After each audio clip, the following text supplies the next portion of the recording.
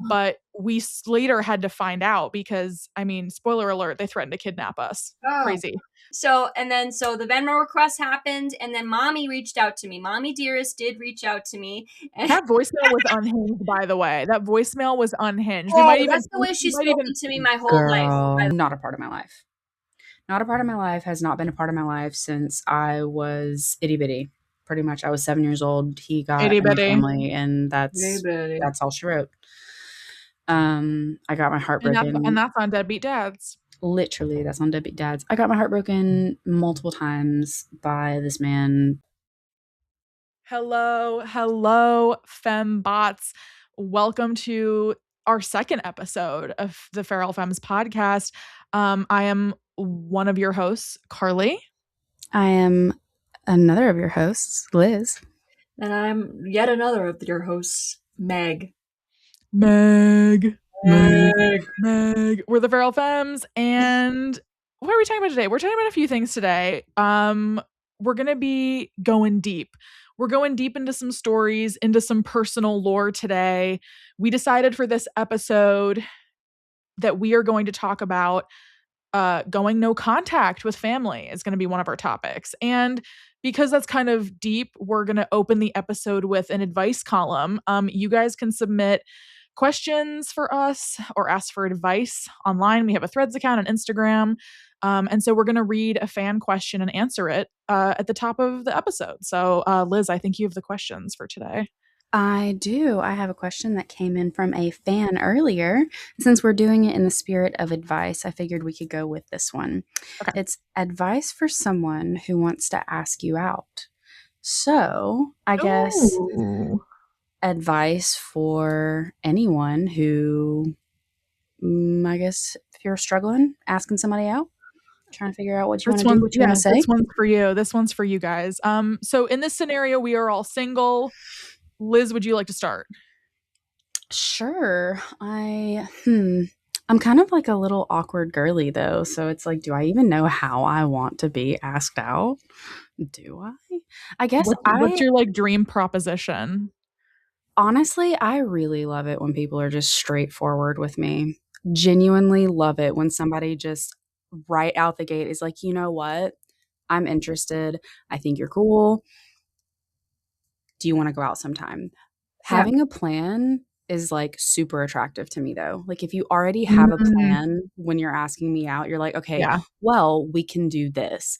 We can go for a walk at the park. We can go grab a bite and we can go to the movies. It doesn't even have to be something as strict as that either. But just do you like options? Nice do you like options, or do you like for somebody to say this is the plan? I think I used to like options, but I think the older I've gotten, I really like a plan because you know what? That shows me that you thought this out. And then you also had the guts to just straight up ask me. Love it. Love it. Meg, do you want to go next? That's a good answer, by the way, Liz. Meg, do you want to go next, or do you want me to go? Excellent answer. I'll go. Okay. So I think that if you're looking to ask me out, potentially, I do think direct is super important to me. I am over the days of me saying I like somebody because I've done it many, many times. Like, is it like being the first to say it? I'm not being an asshole here. I show plenty of signs if I like somebody, if we're talking and, hitting it off. And I think that we're at this age where it is important to be direct. It's important to be straightforward. It's important to also be genuine and honest about your intentions. And I think that it's also really important to be yourself. Like I don't do well with energy that is not genuine and not honest. Eventually I do catch on, and I've been getting better at that. I've taken off my rose-colored glasses sooner on that. And I think also what Lizzie was saying about being more direct about plans. I think that it is really nice to not have to do all of the planning, every single time. Like let's say it's like the first date, it'd be super cool to have, somebody make a plan, first. Like, that's not like to say that I'm not going to be like doing that in the future. I just think that like it's really cool to be direct, and it's cool to have a little plan and learn about each other and know what each other likes and all that stuff and what do we want to do and make the plan and yeah. Okay. Yeah. Yeah. What's your dream Absolutely. first date? What's your location for a first date? My dream first date? Oh God, that's such a specific question. Um, Ooh, that's a good question, it is a actually. good question. I have to think about it for a second. Okay, you think about it. I'll Okay. say how I want to be asked out, and then we can each say what our dream first date Oh, is. it's perfect. Okay. Um, okay. Um, I think because I'm also autistic, directness is great. My husband and I didn't know that we had been flirting with each other, or actually, I didn't know that my husband had been flirting with me before we started dating, and then I found out, and then he didn't. Anyway, friends for a long time. I recommend being friends first. I have Yes. gone on many a date and have well, I haven't gone on many first dates. I've gone on a handful of first dates, and let me tell you, I'm easy to disappoint. Um, I think directness is fun. I think that options are my favorite. Yep. I appreciate when somebody proposes a date that is more than just watching a movie. I've been on a couple first dates at movie theaters, and it's like we're That's not talking. We're mm. not like I mean, I wanted you to take me on a first date, and he was, like, calling it a date, and I'm like, "It's not a date, like, my mom drove me here. That's not a date. You rode a bicycle Yeah. here. That's not a date. This is a play date." Um, but yeah, he kissed me in the back of a movie theater, and I was like, "Alright, sure." He's like, "Do you wanna date?" I was like, "No, we're not no." No. Um, I didn't wanna date in high school or college. I ended up dating my now husband in college, but, yeah, I would say directness, planning a fun date. My favorite first date my favorite first date was at a museum. I enjoyed it because it's like walking around and looking at stuff together. Yes. We got good food. My husband wanted to ask me out for a while. I said no and said that he needed to wait, because I had just gotten to Period. college. And I was like, "Absolutely not." "What, Liz?" I said period. "No, period. No, we've been friends for a while." Yes. And he was like, "If I were to ask you out," and I went, "No." Um Not no, I was like, "Not never," but I was just like, "Not now." Something out. Um, Yeah. and then I was finally like, "You can ask me out, um, but there better be good Italian food." So he took me to a museum. He took me to a science museum and then to an Italian restaurant. Oh my god, I actually love that. I love Yeah. that. He I got love that. lost on the way to the Italian restaurant, and we kept turning right, and he had Google Maps turned on to car and not walk. So we did a full loop, and he was, like, hoping that I wouldn't notice, and I looked at him and I was like, "Are you lost?" And Oh. so I got really hangry. I didn't talk to him for, like, 30 minutes because we were early for the reservation, but I was like, you need to First bring snacks next time, dude." "What?" this was your first date? "This is our first date." Oh. Our first date was in February of 2020, and then My God. we Wow. did long distance for a year and a half, but we had been friends since 2017, so Okay, yeah. it was I just also like do yeah. like the whole, like, The being friends summer. first Yeah, thing. I love We that. were we were friends for a long time, and because we're both autistic, we didn't I think everybody knew that we liked each other, but we didn't know, Yeah. Yeah, I and get it was that. like I had my I was gonna say we're gonna talk about it later. My cousin who I'm now no contact with, Yeah. said once to me, she was like, "Yeah, we could tell that you were gonna start dating, like, years ago." And I was like, "Pardon?" But yeah, that's my ideal first date. I guess I answered my second question too, but we've done, like, all the museums in Philly, and, that's where I went to school. We had a lot of fun. That's When, awesome. like, lockdown was done, and we still mask everywhere because we had to be long distance because people weren't masking, so that's, like, Yeah. one of the other reasons I mask, but I have never downloaded a dating app. I was not into that. We met playing Pokemon Go. Hell yeah. That's adorable. Hell yeah. Hell Lizzie, yeah. what's your ideal first date location? I've been thinking because I actually have, like, a lot, I guess, of options that I wouldn't mind a first date, but for me, I I would really, really love it for a first date if I was going to get either sushi or Mexican because those are my, like, top 2 favorites, either sushi or tacos. Probably Ooh. sushi because, you know, like, You can also get boba. What about a sushi taco? There's a sushi taco place opening near me where they are doing like nori wrapper, like sushi tacos. Now that sounds like that would be it. That would be it. Honestly. That's where I'd take you, Liz. Yeah, hell yeah. First date with Carly coming soon. I'll say, don't threaten me with a good time. I'll take you to get sushi burritos. Let's go. No, I think my ideal perfect first date to me is I want to go have sushi or Mexican, probably leaning more towards sushi. I want to go for a walk at like a park in the area, a nice one. Oh, that's nice. Because I like that. Like you eat a little food, you have good conversation, you get full, you go for a walk, you digest, you talk.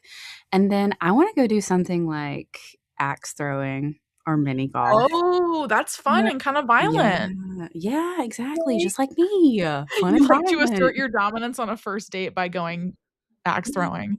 Just look them dead in the eye while I hit a bullseye. Be like, yeah, you saw that. That always scares me. Yeah, how do you get it in? It's just that's what she said. Anyway, yeah, that's a good date. I have sound effects today. I'll do. That's what she said.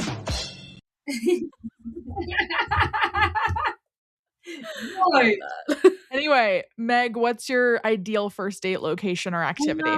Okay, so I've been thinking. I think I agree with the food idea. I was thinking this is so like I'm such a gnome, okay? Because I thought of this and I think it's actually like a lost art. I think a freaking picnic. A freaking picnic. Oh, yes. You would like a picnic basket? Yeah. Picnic basket. Yes. And like I'm thinking like maybe the beach, but doesn't have to be. And also like like just like a green area. A green area.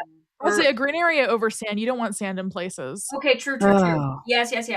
I think a picnic, and then I think music has to be involved somehow. I feel like okay. Either like I don't think a concert. I think maybe Did he make you a mixtape? Huh? Oh, cute. That's sick. Yeah, I like that. Or sorry, I guess a playlist. Does he send you a Spotify playlist? Actually, yeah. What is the modern day mixtape? Yeah, mixtapes. Yes. I actually just did that for my husband's race. I made him. I called it. I said his name. I said Epic Running Playlist, and I made it the exact length of his race. Oh, I love that. Love language. Yeah. Sharing music is like massive to me. I absolutely love it. Oh gosh, I love it so bad. That's a big key to long distance too, by the way, is like sharing music. We would share poetry with each other. We would not like written by us, but like other people. I think sharing things. It's like in autistic culture, it's like pebbling, like sending each other like memes and things that remind you of each other. Yeah. My most recent dating experience very heavily relied on sending music and playlists, and it's like massive love language for me, especially when I send songs and they're like, oh my god, this is fire. I'm like, yeah, thanks, I know. You send them like heavy death metal and they're just like I almost did that again. The shocker. Everybody missed that. Maybe we'll get back into it one day. Maybe we'll get back into it. No, yeah, I go to do the rock on and I accidentally leave this finger up. Anyway, we talked about it in our last episode. That was fun. I like that. Maybe we'll introduce like an audience, like an advice column section to the pod. That was fun. Yeah, I was going to say a nature walk. Oh, yeah, do it. Yes, nature walk for sure. I don't know. I just think I want to be out in nature for my But also, I wouldn't mind like a museum either, like any sort of museum. Yeah. Museums are fun. I love museums. Our first date at the museum. We went to the Franklin Institute in Philly, which is like very science-y, and I love a gift shop. Oh my god, don't get me going to a museum gift shop. I love a gift shop too. At a museum or a zoo, zoos have really good gift shops too. Zoo gift shops. Fuck. I love a zoo gift shop. I have a shirt with a giraffe on it. It's like you can't go wrong with a zoo gift shop. You can't. A keychain, a magnet. Our fridge is covered in magnets. I'm a plushie girl. You get me a plushie, I'm yours. Oh my god. That's so fun. Anyway, what a fun advice column. Now on to the main topic, the meat, the beef of the episode. Beef maxing. We decided Liz and I are beefing, by the way. Are we still beefing, Yeah. Liz? Wait, are we? Wait, I haven't sub-threaded you yet. Fuck. I need to sub-thread you, and then we can stop beefing after we do, like, we can vague apology to each other.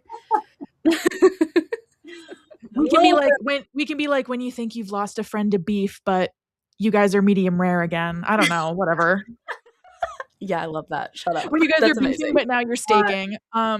Anyway, now you're hot dogs. So the meat of the Glizzy. episode, the beef of Beef. the episode is going to be talking about familial relations and going no contact with people. Now, we came to this topic because because of my fucked up family recently. Something happened a couple weeks ago and we were talking about it in our group chat and I was like, do we just make this the episode? And we all have had experiences with family that we instantly thought of for this topic. So I guess it's really like a story time. We're doing like a deep dive into lore today.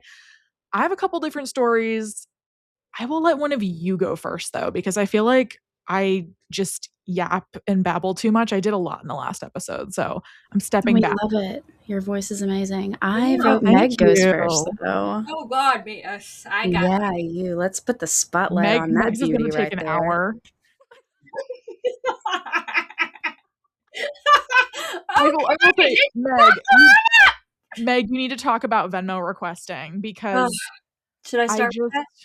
Well, I do also want to preface this by saying that all of us are over the situations. Oh, We God, yeah. aren't Oh, like God. holding grudges. This is just like I think that this episode goes out to people who have had to leave abusive relationships, who yeah. are struggling with family now. It's also Pride Month, and I know for a lot of people, they have strained relationships with homophobic relatives. And so I just want to preface by saying that, like, we're all healthy, healed people. We're talking about these experiences to hopefully provide some comfort to you all. And we're not looking to cancel people. We're not looking to, like, make anybody bully anybody online. Yeah, I no think we're just sharing. drama. Yeah, no drama. This is like no tea, no shade, but Yeah. we do want to talk about some crazy experiences to hopefully make you guys feel a little bit less crazy in your experiences. Yeah, So feel seen. Like, sometimes just having a story that you can relate to or feel seen through is so nice. I just want to say that because, yeah, I mean, I'll get into my thing, but Yeah. somebody left a nasty comment on a Substack a couple weeks ago and was just like, I hope this was therapeutic for you. And I was like, yeah, it was. That is kind of the point of making any kind of art. So here we are talking about our experiences. If you guys have had a crazy experience, comment below. Feel free to ask questions. But I just wanted to preface with that. We're not like actively beefing with people. We're just here to share. We're just here to share our stories. Absolutely. Yeah.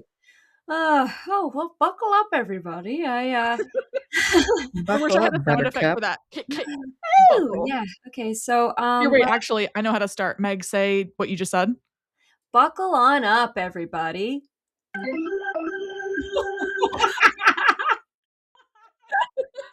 Yes, please. Take me out to the ball game, and it is my trauma. Okay. That's a home run, baby. Batting 1,000. All right, so let's just get on into it. So essentially, I recently went fully no contact with my entire immediate family, which is my mother, my father, and my only sibling, who is my older brother. He's 5 years older than me. And also my brother's family, which is my sister-in-law. And unfortunately, yes, I do have 2 nieces, 2 nephews in this that are involved. Unfortunately, with my brother and his family, they're all just not great. Oh, Meg, I'm so sorry. I didn't know there were nieces and nephews. You're such a good aunt. I bet you're an incredible auntie, and I'm sorry that they don't get to experience Meg. That honestly is the hardest part for me is that, because it's like I can't have a relationship with them because of my brother and his wife, and it's sad, definitely. But that being said, I have gone through an immense amount of healing from all of this, and it's going to be lifelong, absolutely. It's all of the most all of the trauma that I've been through was inflicted upon me by my immediate family, and it's not uncommon. There are millions of people that go through the same thing, and unfortunately, it took me decades to get to this point and be able to separate myself from their toxicity and abuse. So, most recently, I actually began Venmo requesting my Papa Dearest, okay? And for some reason, had him unblocked on Venmo. So one day, I decided it would be a really funny and just interesting thing to do to start just fucking with him from where I am right now, which is 300 miles Yeah. away from him. And you were Venmo requesting for emotional damages, essentially. Like you were sending requests and being like, this is for being abusive. Hey, Yeah, pay me.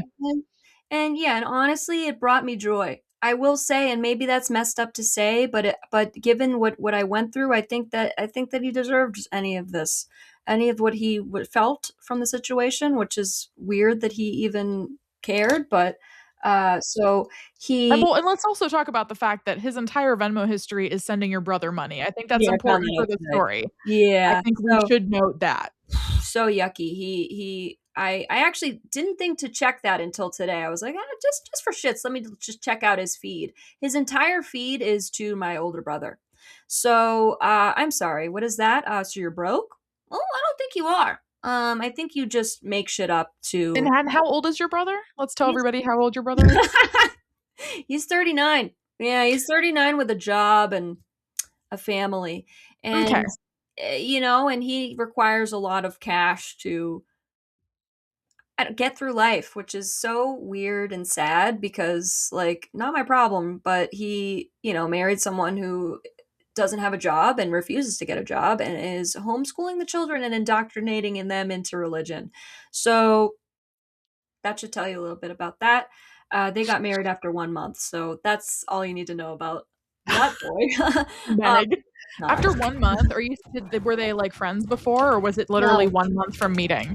no, it's 1 month from Did meeting. they did somebody get, I mean, no Yeah. disrespect, but also did someone get knocked up? Yes, he Mm. did. Got it. Got it. Yeah, and then Cool. we weren't invited to the wedding Oh until my the day god. of. Where was the Yeah, wedding? it was, like, on the beach somewhere, and That's we got a that's actually last not minute bad. invite, everybody. Last minute invite, and, my parents we were all working, so we just found this out, and we were like, "We're not What? able to come." Were So you able to name the beach? I mean, obviously you don't oh, and there goes well, Meg. so here's the Oh, wait, are she's you sure? back. So here's what my question, you guys. I don't live in Boston. I live in Massachusetts, but I don't live in a major city. I'm afraid to get doxxed on the internet. What do you think? I mean, I think state is fine. Like saying Massachusetts is cool. Like Yeah, people know that I Just a live in beach, Pennsylvania, but beach they in don't know where. Massachusetts. Yeah, beach in Massachusetts near where we grew up. Okay. So, yeah, I don't know. I'll have to figure out if I want to actually share. No, it's fine. I think what you've shared is enough. And if it's a beach near where you grew up, you obviously moved from there. So Yeah, don't mention the beach. Just you can say yeah. it's a beach where you grew up. Yep. Okay. Perfect. So yeah, so they got married there and planned the whole thing out with behind our backs, I guess. And over the years, so they, were together for like 3 years until they moved out to Oregon to be near her Wait, family. wait, sorry, I'm messy. Back up a second. Engaged after a month or married after a month? Married after a month. So, Holy fuck. okay, not to get into anybody else's business. I have obviously never met this person, but I'm just going to do a bit of math for everyone. Getting married because of a pregnancy? Yeah. Okay. Entrapment. Okay, that's it. Everybody can do the math at home. Listeners, you can all do the math. Thank you. Continue. Yes. All right. Here it is. Over the years, I think my family likes to do this thing where they use me as their emotional scapegoat, and they've done it my whole life. But they loved to do it surrounding my brother and his situation by saying how much they absolutely did not like the situation with my sister-in-law, and how much they didn't like her, and la la la la la. But yet they still love and appreciate and He's the golden boy in their eyes. He is absolute golden boy. And he's the older one? Isn't that so bizarre? But I do think it's because he's the son. I It do. is normally the younger one who is the golden child, at It's least. bizarre. The family Yeah. dynamic is very bizarre because I do think that my dad is just absolutely messed up in the head. I think the reason my mother is the way that she is because of my father. Obviously, I mean it's so obvious. He is without a doubt undiagnosed but narcissistic personality disorder, like to a frickin' T. And unfortunately, he absolutely infected my mother with, and she, I mean, she wasn't perfect either. She's the carbon copy of my grandmother on her mom, and unfortunately became the abuser.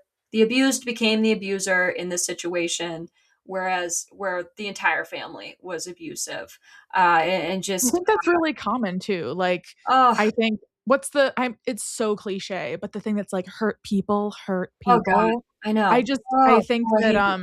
I'm sorry. mental health care is so stigmatized, Yeah, especially in this Yeah. country. And obviously, healthcare costs money. And I yeah, think we have a huge mental health crisis because yeah. it's just not affordable to people. You're right. So No. obviously, that doesn't excuse poor behavior, though. I mean, at the end of the day, you can control how you act. So Yes, Yeah. and you can heal, and I think the hardest thing for me is that I came to my family and I said, look, I am your black sheep cycle breaker. Okay, there's only one in every generation for the most part. I mean, maybe there's a couple, but like for the most part, it's pretty much one, and I happen to be 100% it because I was born as their mirror. I ever since I was able to speak, I've been screaming, like, look in the freaking mirror, change what you're doing, stop being awful to me, screaming, crying, whatever. And they never heard me. They never heard me throughout my entire life, and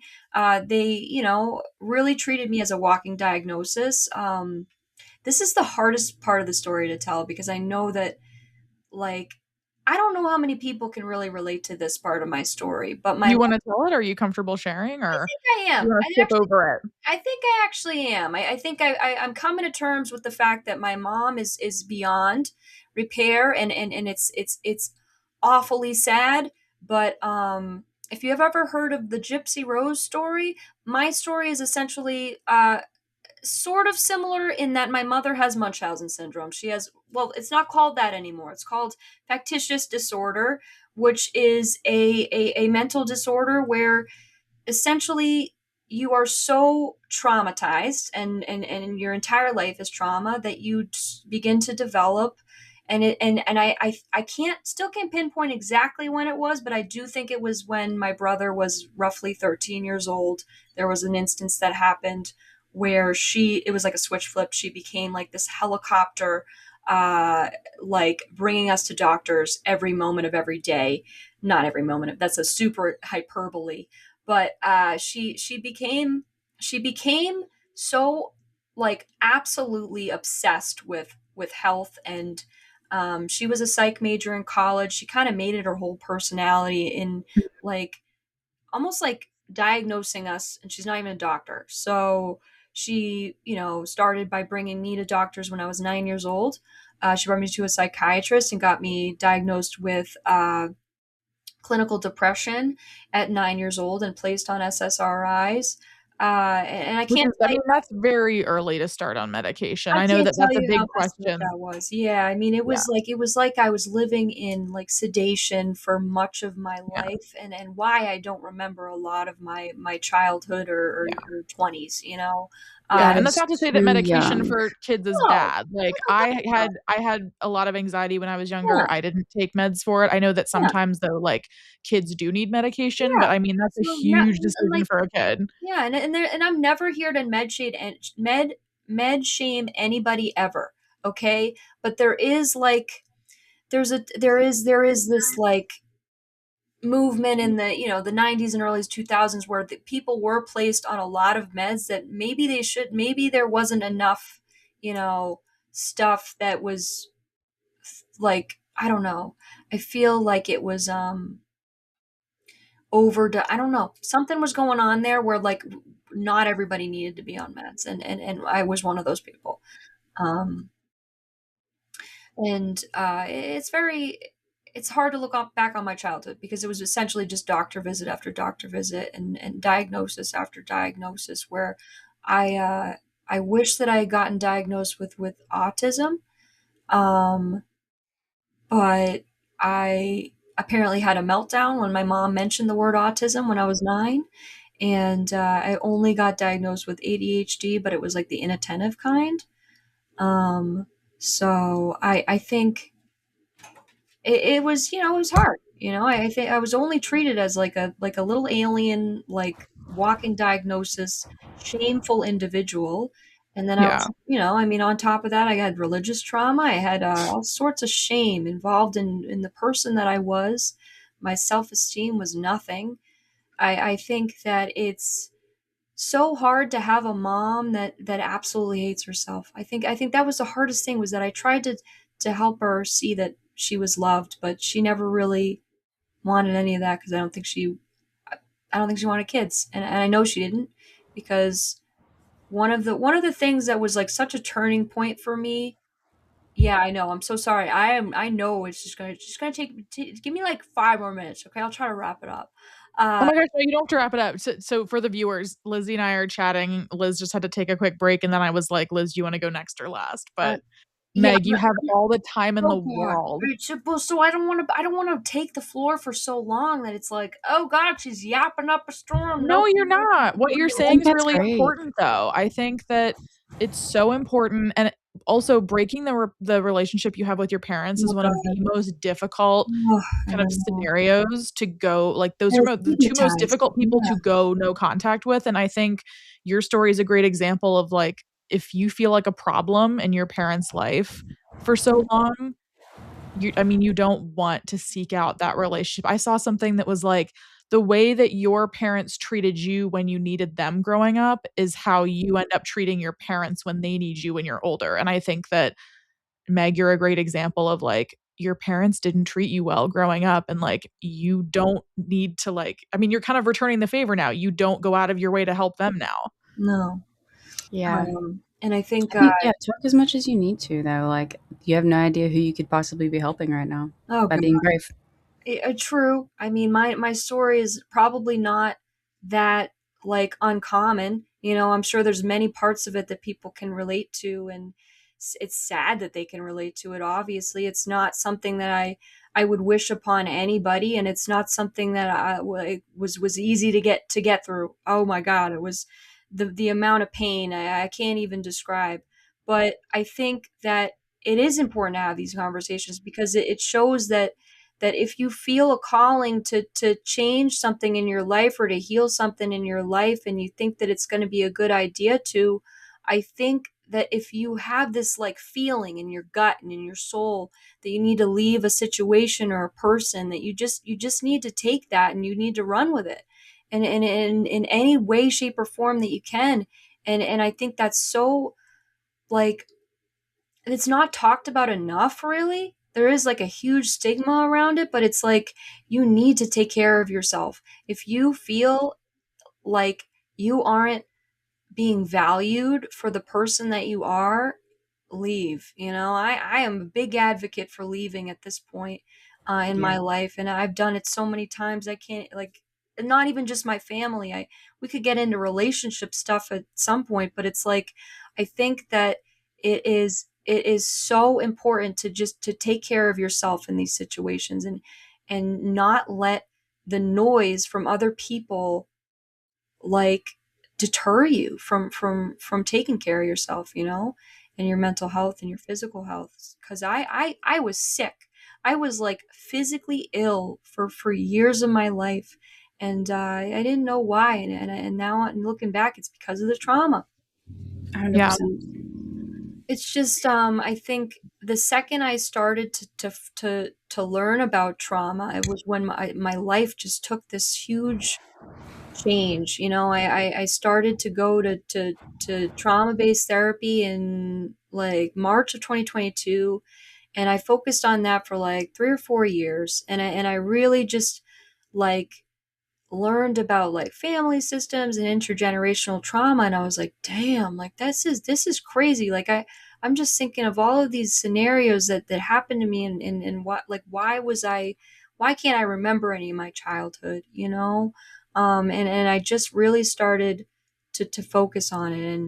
And one of the things I did that I will never look back on, and I'm again never going to shame anybody for being on meds, but I finally was able to work with my doctor at the time to taper off of all the medications that I had been on for decades in my life. I mean, on and off. I was on mood stabilizers, antipsychotics. I was on anti-anxiety. I was on SSRIs. I was on stimulants for my ADHD. They tried me on non-stimulants for the ADHD. None of it worked. It all made me sicker. And so I think that it was just so hard to come to this like realization that my mother had inflicted her own pain and projected it onto me in a way that like I could have died. There was multiple times in my life where I wouldn't I could like I I stand here today, but it's like Mhm. but it's like I could have died. I could have died multiple times in my life. I've stared death in the face like a couple of times, and I think it's so messed up, you know, but I think that Mhm. it's a miracle I'm here, but I wouldn't wish it on anybody. And my mother is an extremely traumatized individual. The mother that I knew when I was real little isn't there anymore. She's been replaced Yeah. by a highly traumatized alcoholic, addicted to drug to prescription medications, and very, very damaged and deeply narcissistic individual. And I think that it's really sad because I think back to like the stories that I've heard about her when she was younger, and how the trajectory of her life could have been different, which is like one of the things is that she could have married a guy that she was engaged to when she met my dad. She literally broke off an engagement with a man that she had already been in love with, and he died 10 years later. But like it's just so weird to think about stuff like that, because it's like I heard that he was a really kind guy, and it's like, damn, she could have had a good life, but she chose my dad. Oh god, Ugh, it's and they're still together, right? no, they're still together. They're so toxic together, and they're so awfully unhealthy, and just stuck in their ways. And Are they a couple that doesn't believe in divorce? Because 'Cause I've oh yeah, seen a lot of times, like, think so. and you mentioned religious trauma, so I know a lot of people don't believe in divorce, but I honestly think, like, I mean, that's like a whole conversation for a podcast. We have to do a marriage It's podcast because it's I a think some people just generational need to thing be too. divorced. Yeah. Honestly, there were times in my childhood where I remember my mom being so distraught that she was like going to leave.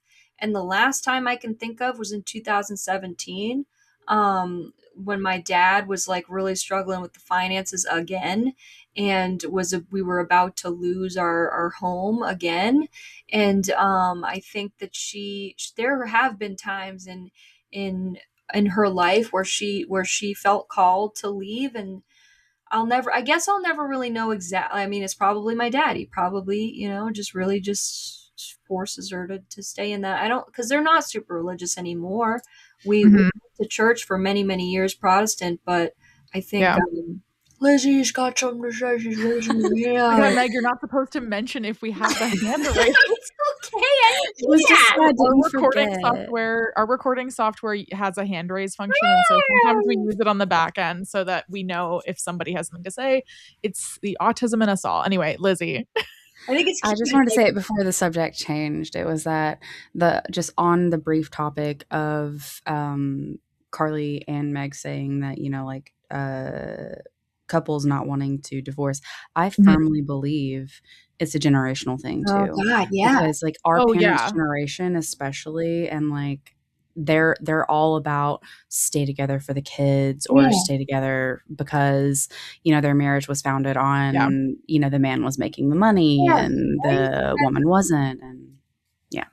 Yeah, and a lot of people are trapped in those situations, so obviously, Well, yeah. I when mean, we say that, like, that doesn't apply to people who obviously, Yeah, yeah, can't get out, obviously. or, domestic violence victims, obviously. My yeah. I story mean, ties into that later. yeah, and like my Hey. my most recent conversation with my aunt, who's my mom's sister, was that she said that even if my mom wanted to get out and knew that she wanted to get out, that financially she couldn't, and that kind of broke my heart a little bit because I was like, I It's wish. devastating, and, like, to see your parent struggle, Ugh, I know. like, yeah, that's really Oh my difficult. God. I think it's a different kind of pain when you see your parent struggle, but your parent, lit the match to burn the bridge between you, so you can't even validate attempting to Yeah. help because it's It's just like not worth it. you're, like, reaching out to someone who just, like, is incapable of reaching Yeah. back, and that's really difficult. Yeah, I think probably I wish I had left here, but so July 2023, I'll never forget. My mother was staying with me and my ex at the time. We lived together in his house, and she was coming to visit, and staying in the house that I was in. So hello, that should be a red flag too for this conversation. But she and I, went out to dinner, and then she, of course, had had a few drinks, and we were in Mhm. her car, and I remember she was, driving, and we were parked in our hometown, and in a parking lot that we were always going to. I still go there every now and again, but it's a beautiful spot. But so we were talking, and then I tried to be gentle in starting the conversation about my childhood and how hard it was. And Mhm. I really just kind of tried to tell her, I think that like I had a hard childhood and like getting all these diagnoses and la la la, it was super bad. And she immediately was on the defense. She started Mm. screaming, and she was like, why was it? Well, do you think I was a terrible mom? And I was like, oh my god, no, like this wasn't what I was trying to say. And then it basically, and I'll never forget it as long as I live. She said to me, and it was like this look in her eyes was just like so like devastating. She looked at me and she said, and she was like, yeah, pretty much yelling it. She was like, if I had the chance to redo my life, I never would have had children. She said that to her only daughter, who had Holy just turned 31 years old. She said that to me. And I just remember, Christ. like, it was almost like a physical slap in the face. Like, I just remember, like, being shocked. And then she just, like, skipped right over it. It was like, wow, dude. Okay, well, so that just was so telling. And then for a couple of years after that, and this, they moved even further into New England. They're in New Hampshire. So, I think that she is just so deeply damaged, and I think that she never really actually wanted kids. And I do think that my dad Well, clearly, she said it herself. was so, and I think that my there's something so strange about the way that I was raised, which leads me to believe that maybe my dad forced her into having kids. I don't have any proof of that though, besides the fact that she treated us like we were problems and difficult. And It's also like the nuclear family's pushed on people. Like, it might not have even been your dad. It's just like an yeah, expectation. And I think it's another generational thing. Like, yeah, we're finally starting to see like millennials and Gen Zers say, no, I'm not having kids in my 20s. And yeah. I I mean, think that's another it's just reason, so, probably. but my dad's kind of an abuse. He's a sexual abuser. Like he was pretty like. This is a trigger warning, but so I was abused, and I heard that this is like somehow common. I've read about it online, and I don't know why this is common, but unfortunately, my father uh, would would walk in on me changing and like showering and coming out of the shower and stuff, and he wouldn't. I can't remember if anything happened, but I just remember that that was something that he did, and I never felt safe in my own home, and we never had locks on our doors, which was just so. I mean, looking back, that's so fucked up. Um, Kids are owed privacy, and maybe that's a hot yeah, take, but I mean, so Oh, my we no. parents at never. least always treated us as if we had agency and like we deserved privacy. Yeah, we never. I have privacy issues because I also didn't have privacy growing up. Like, my mom did Yeah, not know no. or understand privacy, like, busted down my door as well, like, would find my journals and Ugh, read them, and I would only know she would read them because she would interject something in oh, the ew. conversation that was in my journal, and I would be like, "Well, how do you know that?" She'd be like, "Oh, well, your friend told me. And I was like, that's funny because I only wrote it in my journal. Ew. Lizzie, I'm sorry. That's okay. Jesus. I think that to play devil's advocate, genuinely, I think that I think our parents went through similar when they were children and they know no better. Oh, yeah. I think my dad was definitely, so I've heard through the grapevine that my dad was definitely the emotional scapegoat of his family. I mean, my grandparents, from stories I've heard, were both raging alcoholics, and they were physically abusive. So there is an aspect of it that's like, okay, my dad was definitely the abuser, the abused becoming the abuser as well. You know, and I was their emotional punching bag. I was their emotional scapegoat for 33 years of my life. And I put a stop to it. I started to really put a stop to it on Christmas Eve and of last year. I posted about it on Threads, actually, and Kathy Griffin commented on it. And that's kind of how Kathy Griffin? That's how I started on Threads, you guys. Oh my God. So I started my account, of course, when it came out in July of 2023. I started, the account, but I didn't really know how to use it. I mean, I got to be honest, I was never really into Twitter, so I didn't. But you need to tell us what Kathy Griffin said. Well, so what I said on Christmas Eve was, I said something along the lines of grief is never ending. I said something like grief is so awful around the holidays, and I said I really could use a hug right now. And I just posted it. I didn't say anything. I didn't do anything. And it blew up, you guys. I mean, I got like almost 1,000 comments on. I was overwhelmed. Crazy. Love and I have some mutual followers that still follow me from that post, and I think that I've connected with people based on my speaking about what I've gone through. And Kathy Griffin has CPTSD, so I wish she'd follow me, but it's fine. Kathy Griffin. Yeah, she commented and I think that her comment, which was just like, I am sending you a big, huge hug, and she said something along the lines of, I know it doesn't mean a lot coming through the screen or something like that, but I'm sending you this massive hug, and it just absolutely blew up. And I think that was crazy. And then I took a while to really start popping off on Threads because I needed to heal, obviously, because I went no contact with my family in December of 2025, and then I'm almost wrapping it up. Okay, I'm gonna tell about. No, I was gonna interject and say this connects to our first episode because we talked about Shrek and Kathy Griffin's in Shrek 2. Anyway, continue. Yeah, she's so cool. She played a witch in Shrek 2. I love her.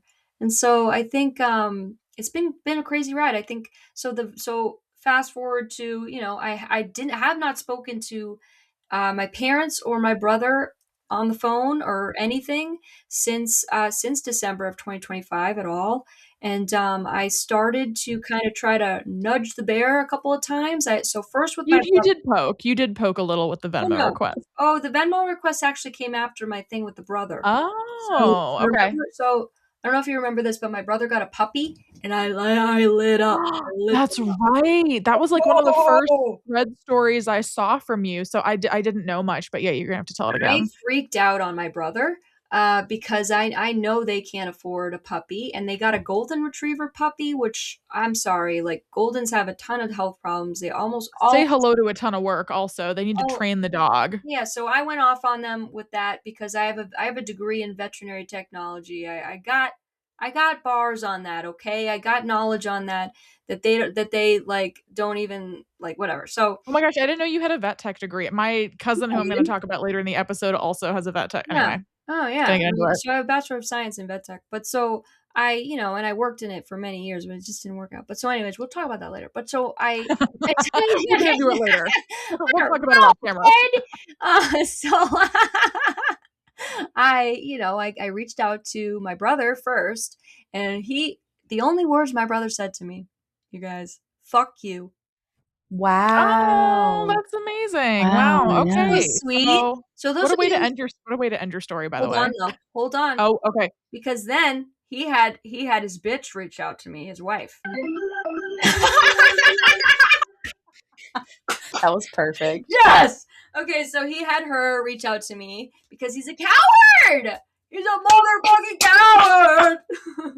Yeah. She reached out to me, and she basically, treated me like a mental illness again, and said, "You need to get professional help." And I hate when people are like, "You need to seek help." Oh God! Oh, it's been. I love telling people to seek help, though. They hate when you serve. I know what you did, and look in the mirror and fix your dysfunctionalness.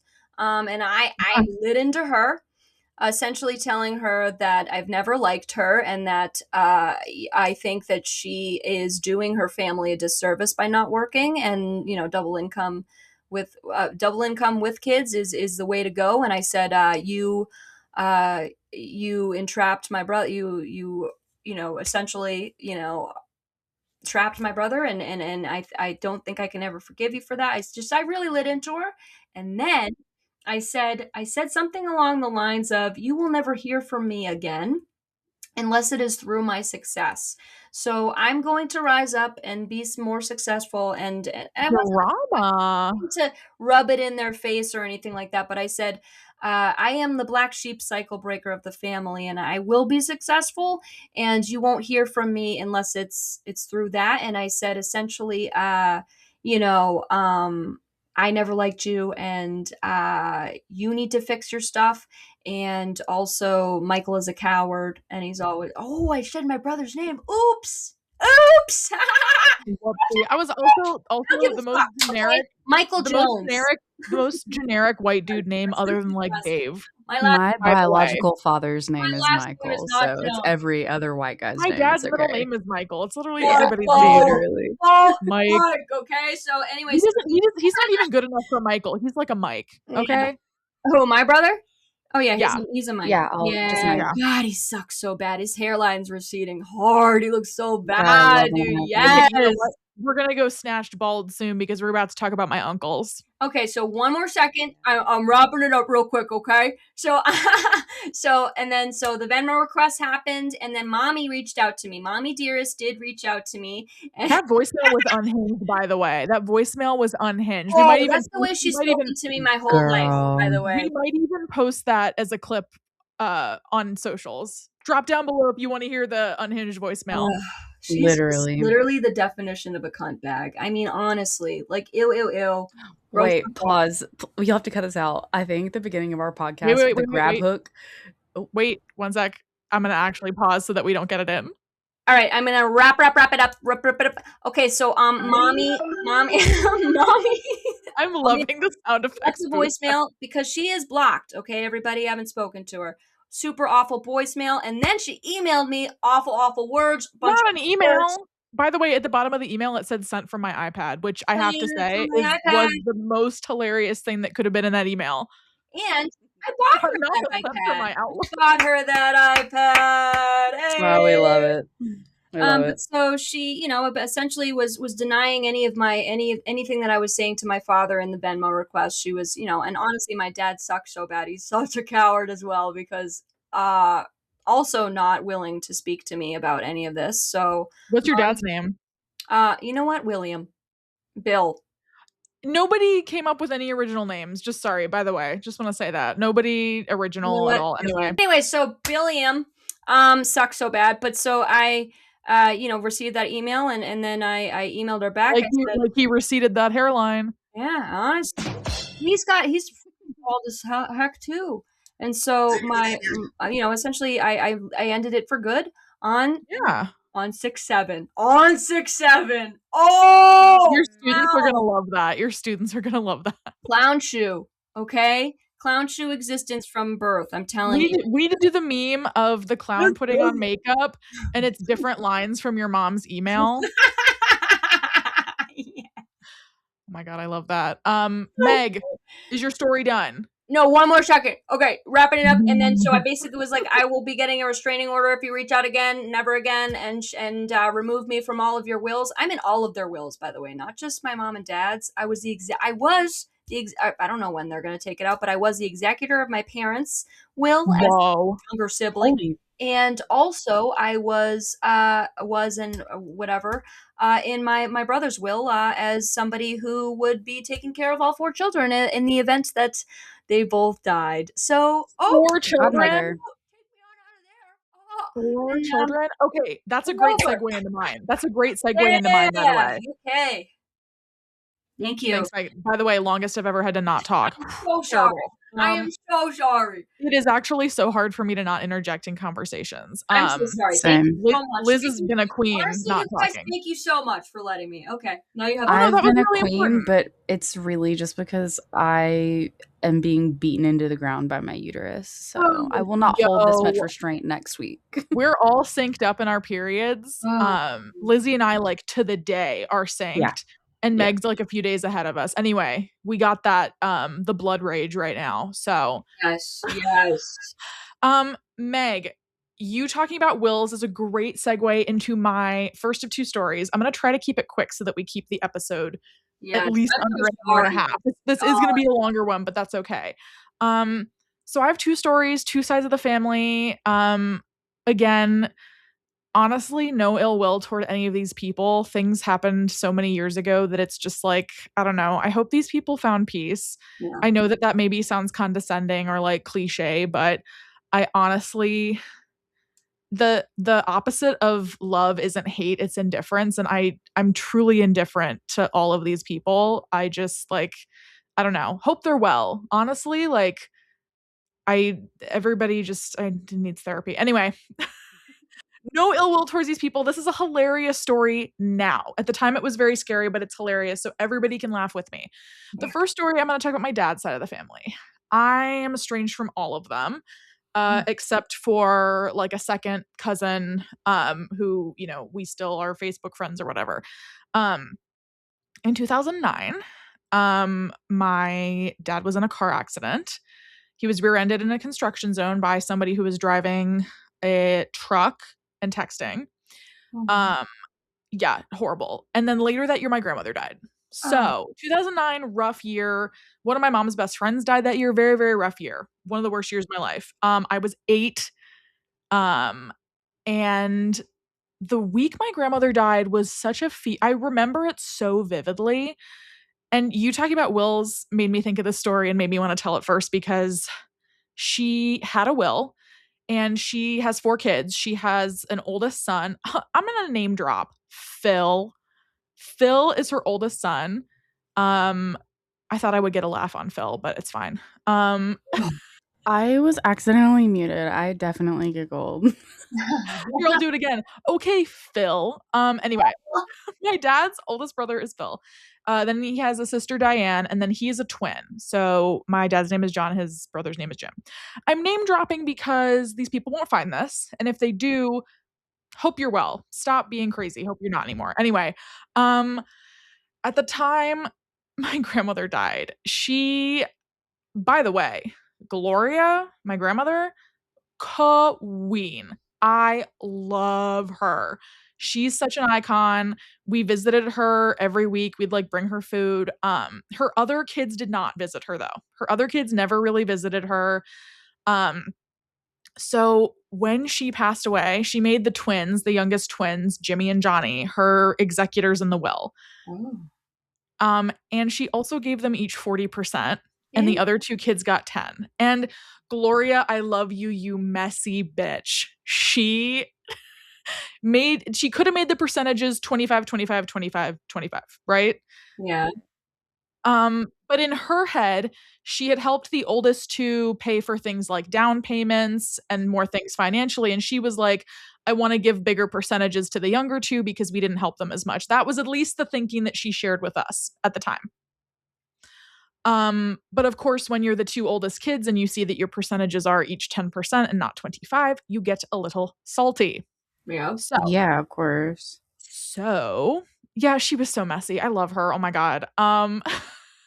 So she hears a noise. She's healthy, by the way, healthy in her early 80s.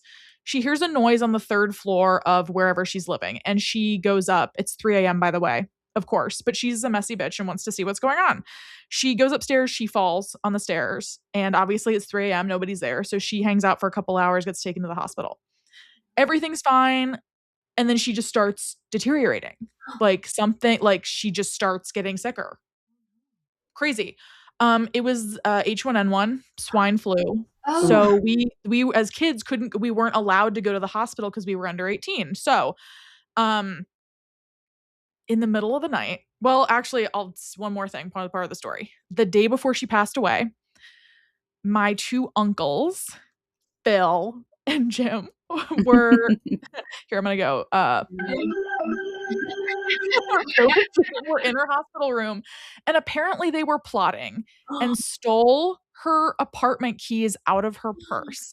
Because when my dad went to visit later that day, she was like kind of in and out, and she just kept going, Phil, Jim. Like she was like wailing their names. Creepy. Yeah. So she passes away like that midnight. She passes away. And we get woken up at 3 a.m. So there was a 3-hour delay because my two uncles and aunt told the nurses to not call my dad. Oh my God. Drama. They said to not call my dad so that they had time to go to her apartment. No. Yes. Now, of course, I'm telling this story, oh my God, is it 17 years? 17 years later. I'm telling the story 17 years later. Obviously, I'm, as reliable as any narrator would be. But I remember this so vividly. We got woken up in the middle of the night. My parents didn't know what was going on, but they kind of I think they had a feeling. They were trying not to tell us, but we later had to find out because, I mean, spoiler alert, they threatened to kidnap us. Oh. Crazy. Anyway, so they were up in the middle of the night. They went to her apartment. She didn't have it formally in her will, but she had a list of items she wanted to give people written in her apartment. Okay. And in that list was a lot of things for me and my sibling and my family. They took the list and took all of the stuff. Oh. Okay. Liz was like, oh. Crazy, by the way. Absolutely crazy. So again, I'm 8. I'm in the double wide. No, I'm kidding. Do you guys know Caleb Harris? He was like, now mind you, I'm in the double wide. Yeah. We didn't live in a double wide. Anyway, mind you, I'm in the double wide. I'm 8 years old. Okay? Yeah. Yeah. So then a couple weeks go by, they're like, we're gonna push your funeral. There was like a big snowstorm, and they're like, we're gonna push it, whatever. My aunt sends a super nasty letter to my mom. Like I don't consider you family. Like, I don't consider my brother family anymore. Oh my God. Anyway, she was like, you may as well call him Mr. your maiden name. Anyway, it was a whole situation. My mom has never let me read the letter. She was like, you guys don't need to see that stuff. Wow. We just heard like generally that we were cut off from them. Anyway, and again, this all comes down to they were just upset about money. Of course. At the end of the day. And I think also a lot of people get very upset when somebody passes and they don't feel that they gave that person enough love. And I think that in that scenario, a lot of people were feeling a lot of grief and regret for not having spent more time with her when she was alive. Yeah, for sure. Whereas we were there, we visited, like when she was sick, we would make her like homemade Italian wedding soup and bring it. Like we were there every week. And I think that there was also like a lot of resentment and like their own guilt that played into this. Anyway, hope y'all are healed, whatever. So they then get very upset. I forget how it happened, but in some phone call or voicemail, they threatened to kidnap me and my sibling from school. Oh my God. What? Yeah. They threatened to take us. And I don't know why. I don't know how it was delivered, but my parents had been trying to keep us out of all of this drama, but naturally they were like, well, we have to tell the kids to like not go with them if they see them. Oh my God. So we got, of course, the child-friendly version of the situation at the time, which was, hey, we're calling your schools, only go home if it's me or dad there, like don't go home with anyone else. And we were like, okay, weird. And she was just like, don't go with any of your aunts or uncles. This situation's happening. Like they had to tell us enough so that we, knew. Obviously we got the child-friendly version, but that was fucking crazy. I don't like to swear on here. That was fucking crazy. again, hope y'all went to therapy and got medicated because holy shit is bipolar runs in my family. I have recently been diagnosed. Medicated and thriving. My dad is good about taking his meds, but his siblings, I believe at the time, were not. Oh. And I don't want to blame mental illness. However, I believe there's a smidge of mania going on when they threatened to kidnap us. I mean, yeah. And also stealing. I'm not a doctor. Stealing. That was crazy. And yeah.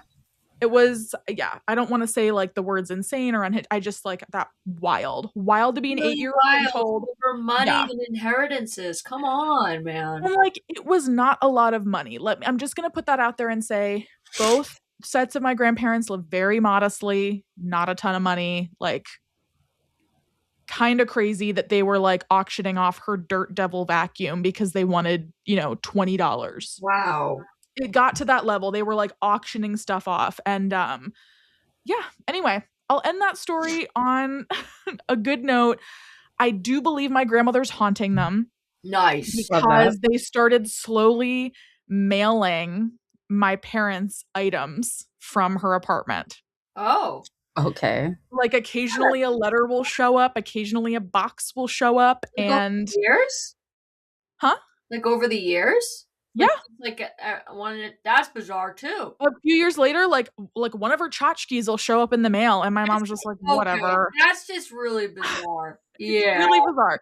And they heard about my dad's accident, of course, and he's since gotten cancer, and Phil's wife corners my mom in the grocery store parking lot once and is like, "Oh, you're still married? You didn't leave him?" And she was like, "Yeah, I said sickness and in health." And she was like shocked. And then she was like, "Oh, well, they'd really love to talk to him." And my mom's like, "Do you know what happened? They threatened to take my kids." And this woman had no idea. So they probably spun a story. Yeah. Oh, ew. They spun a story for their partners. And like, I was also, imagine I'm 8. These are like my aunts and uncles. My mom's family lives in other states. So like, this is the family that I have in the area. And I was like, all right, guess we're not friends with them anymore. But I also like, I grieved those relationships. Like I had a relationship with my aunt's husband. He was delightful. Probably still is, but like I wonder what stories they were told because 17 years later, my mom tells Phil's wife and she's like, "Pardon?" And my mom's like, "Yeah, so thank you, good day." She gets in her car, drives home. It's the perfect example of stories being twisted. It happens in every dysfunctional situation. And of course, believe it, boy, what you will. Maybe I'm not a reliable narrator, whatever. I was 8. Of course, that was a vivid story for me because, hello, crazy. Yeah. Anyway, that's my first story. It does have a happy ending. My grandmother wanted to give me an emerald ring that she had, which I'm assuming was auctioned off. Or maybe my aunt has it. She lives in Myrtle Beach. "Hi, I know where you live. I'll be at your estate sale to pick it up." But in the meantime, my husband had it remade and gave it to me for our anniversary because it just so happened that the emerald stone is also the birth month stone for when we got married. Oh, I love that. Anyway, yeah, that's my good ending of the story. So like, again, totally healed. This happened 17 years ago. It's actually crazy. Wait, your husband is so sweet can I just pause for 1 second to say your husband is so sweet for doing that. What? He is. But yeah, I know my grandmother's haunting them because they started sending stuff and like anytime something comes in the mail, I'm like, "Hey, they got visited by a few ghosts last night, apparently." Wow. They must have. Incredible. Yeah, and I think the message from that story, take whatever the fuck you want from that story, but I think it's important to spend time with people when they're alive. Yeah. I think that people passing away turns a lot. I've been to a few funerals. I've seen a lot of people turn into monsters when they lose someone they love for some reason. This money monster comes out of people. People start wanting objects and like my family, I think my parents did an exceptional job teaching us that like you give people flowers when they're alive and like you visit them and you spend time with them. And I think that, on the day of the funeral, it was crazy. Like Phil was in the front row, like head down, like not speaking, looking just totally distraught. they had obviously been visited by her ghost. And then my dad's other brother wants to give the eulogy, and he stands up and he goes, Gloria, she really loved Black people. Oh. What? Which was an odd way to start the eulogy, and it kind of only went downhill from there, but it was really funny. Anyway, that was the start of the eulogy you wanted to give. It was like, I will say, one of the craziest funerals I've ever been to. It was kind of a banger. Just absolutely wild. So wait, so they started out the eulogy saying some racist bull crap? I forget where the rest of the speech went, but I remember in the car, my family, we laugh about it now. We laugh about it now. We'll be sitting at like a fancy dinner, and I mean, we always went out to like nice Italian restaurants with my grandmother. So we'll be sitting and like we'll just think about the funeral and be like, remember when he stood up there and was like, Gloria really loved Black people. But so like why? Why did they even like because I believe he was not taking his meds and wanted to talk into a microphone. Oh yeah, that'll do it. Anyway, racist? Or huh? Are they racist like poopies? Like poop people? No, my grandmother wasn't. He just like him, like the person. Oh, probably. He's white and bald and his name is Jim. Like Oh whatever. yeah. Sure. Oh God, I have an Uncle Jim. Ew. God. Yeah. Anyway, I am loving the sound effects, by the way. Anyway, so estranged from both sides of my family. That's the one story. I just spend time with people when they're alive. Yeah. It's so weird to I miss my grandmother so much. She was such a delightful person. I love that curiosity killed the cat. She like walked upstairs in the middle of the night, fell, and then died in the hospital. Yeah. Gosh. Like, what a baddie. She was like, I just want to know what the tea is. And she then died. Hilarious. Period. Don't go seeking tea in the middle of the night. Yeah. And bring people flowers when they're alive, and don't threaten to kidnap children. Yeah. Yeah. Anyway, good moral of the story. Yeah. The morals of the story, though there are many, the main one is don't kidnap children. Or threaten people. My mom was like, our voicemail, we had like a landline, and so the voicemails were on the recorded machine. My mom was like, we have them recorded saying this. Like, yeah, did they not know that the police existed or something? Like, hello? Wild. And I also just like, now that I'm an adult, I look back on that situation with such empathy for my mom. Oh God. Because like now I have my own in-laws, and like those relationships are right now. But like I can't imagine how she must have felt getting like that nasty letter from my aunt or worrying about her kids. Like, my parents handled it like champs because we obviously didn't know most of that when we were that age, and I've since learned a lot more. But I just I have such respect for my mom and how she handled that situation. We stan Frances here. Oh God, stan Frances. We stan her. I saw she like commented on one of your things, Meg. Yes, I can't wait to give her a big hug. Oh, she's so sweet. She really is. But yeah, I just every year I get older. I don't have my own kids, but I'm sure I'll respect her even more when I do. But I have grown up, and my prefrontal cortex got delivered in the mail last year when I turned 25. And I just like, I have so much respect for her, and I can't imagine what it must have been like to have to go through that with in-laws at that time. Because like she moved away from her family too. So think that's like the only family she has in the area. She has 2 little kids, one 8 and one 4. And like, that's crazy. Yeah.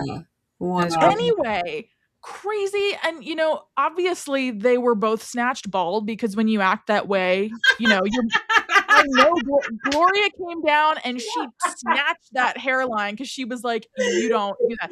And by the way, my dad, dying of 2 types of cancer, full head of hair.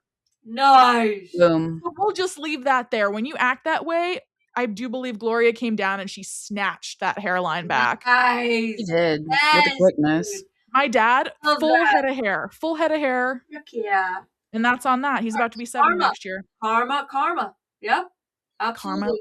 Absolutely. Do you guys know that this is such a terrible segue? Do you guys know that JoJo Siwa song where she's like, "Karma is a bitch. God. I should have known." Yes. Oh God. Yep. Anyway, okay, I did keep that story pretty short. Okay, Lizzie, over to you, and then I'll finish it out with a banger of another story. Yeah, we're gonna have to finish it out with a banger because how, for one, am I even gonna follow up to these two stories to begin I mean, with? I'm sorry. Should I have ended with the kidnapping? Yeah, how dare you? Sorry, not to steal your thunder. I'm over here thunderless, Lizzie's like spotlightless, Lizzie's just like chilling in the corner. Lizzie's like trying to come up with like more of a story. I'm like, Chat GPT. I'm just kidding. I don't like AI. She's like, what if I curse? She's like, hey, chat, how do I make this story more crazy? How do I beef max my story? Beef. Okay, Lizzie, we are ready for your story. Ready! All right. Okay, so my story, I'm going to try to keep it short as well, and I'm going to condense it. I'm not going to say every part because my story can also kind of tie into another episode that we potentially do for domestic violence. Lizzie's planning ahead. I am planning ahead. I am Okay, thinking.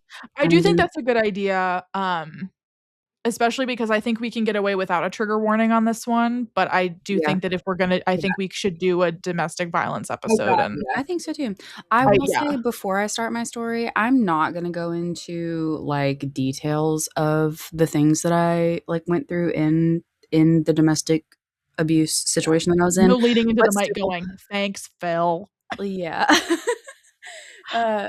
Just a little bit of a trigger warning. I will be talking about an abusive relationship that I was in. I'm going to try to spare details as much as I can because this is not what the episode is about. It's about cutting contact with people. My story is kind of in two parts. I mean, I guess it's kind of two combined in one, and a little bit of the backstory. I was in a physically and emotionally abusive relationship from 2013 to 2015. In that time, so the cutting contact for me, it was kind of both sides of things. I was the one that like my family cut contact with me, but to me, it was so much more painful because it was when I needed them the most. They cut contact with me when I needed them the most, when I was in the most tumultuous, difficult situation that I have ever been in my entire life. And how old were you? You said it was 2013, so yeah, 21? Yeah. Well, yeah, I was 21, 22. And it was just not a good time. There was a lot going on in my life in general at that point in time. I was freshly on like new antidepressant medicines. I was on Adderall for my ADHD, and because of the things that I was going through, I actually ended up with substance abuse issues. That was part of the abusive relationship that I was in. There was a lot of gaslighting and coercion and all kinds of things. But that bit of the story kind of just goes into my mother. She and her wife at the time ended up going no contact with me, as well as my brother. I have an older brother who's 4 years older than me. I think I talked about him on our first episode a little bit. Mm-hmm. They all ended up going radio silent and going no contact with me while I was kind of in the middle of the relationship that I was in. My ex, his name's Justin. I have no qualms with anybody knowing that. Fuck Justin. Yeah, fuck Justin. Everybody has an issue with somebody with a J name. I swear to God. Absolutely. Yep. Me too. Jake. Yep. Yeah. Hey, named so, oh my God, I have a J name. I'm sure you do, because everybody does. It's just a thing. I do. Yeah, sadly. Yeah. The guy I was talking about earlier, the movie theater? Yeah. That was a J. Oh shit, there it is. There it is.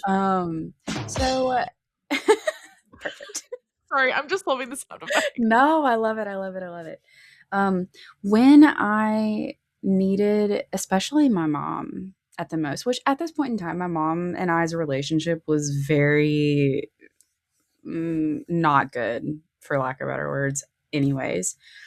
They made the decision that I was beyond help. Basically, I wasn't completely upfront with the level of abuse that I was going through anyways. Like, I mean, honestly, everybody's situation is different. Oh, I should have said this before I started this. I'm okay. For anybody that might be concerned, I'm okay. This was over a decade ago. I'm healed. I'm fine. Clearly, you weren't Everything's beyond good. help because you're thriving. Yes, I'm We thriving. really are all Love it. thriving. That's just We like are. round of Love it. applause for us. Boom, boom, boom. Anyway, Yeah, they kind of thought I was beyond help at this point in time. I I was heavily addicted and abusing my prescription for ADHD. Um, and I mean, again, I was just I was in a domestic violence situation. I was being emotionally and physically abused. And because of the person that I had become in this relationship, which was somebody that I'm just completely not, which again, that happens a lot anyway. Um, that was the time that my mom and her then wife and my brother decided, you know what? She's not helping herself. She's not listening to us when we're saying you need to get away. We're going to cut contact with her. And now looking back, did that wake you up to anything, or do you think that that was more no, harmful? I think it was more harmful than it ever was good, because that just showed me that no matter what I was going through, they were not there for me. I did not have them to rely on. I felt even more alone and isolated because it wasn't that I wasn't listening to them. And what's crazy is that my mom and my biological father, which is part of the story as well, Uh-oh. didn't have a good relationship. Uh-oh. Can we hear his first name? Michael, his name is Michael. What is it with these named Michael? Straight white men named Michael. Straight I know. white man named Mike? You're kidding me. Yeah. We're all getting served by men named Mike? Yeah. No. Phil. Massive fail. Womp womp. Oh man, I wish I had a womp womp sound. What do I have? I have dramatic piano. That actually is so fitting. So they had an abusive, tumultuous relationship as well. So the fact that my mom made the decision to abandon me, my mom and her wife and my brother at that point in time made the decision to abandon me in my biggest time of need, while framing it in a she's not listening to us. She's never going to listen to us. I mean, that's like trying to put an adult in timeout. Yeah, literally, you were so young. You were like 21. I was Your so young. I prefrontal was going cortex through a hadn't lot. even come in the mail. Oh God. Yeah, literally. No, And literally. yeah, I was going through so much, like, and it's almost never a case of they're not listening. Like, this isn't our episode about domestic, so I will kind of move on from that. It wasn't that I wasn't listening, it was that I could not safely leave. I did not think that I could safely get out of that at that point in time. So it didn't matter who or what was saying, "Oh, I would hang against you." It didn't matter who was saying, you need to get out." Like, no shit, I need to get out, bro. It's like, and how about you help with that instead Yeah, of kicking a girl when she's down? Literally. So yeah. So to further along my story, kind of try to speed it up a little bit. no. No, absolutely not on speeding up. You saw how much I spoke. You go for it. You take God, time. Meg. I'm just kidding. Meg did an open mic for 45 minutes. True, and we love that. We do. That. We love it. We do, Meg.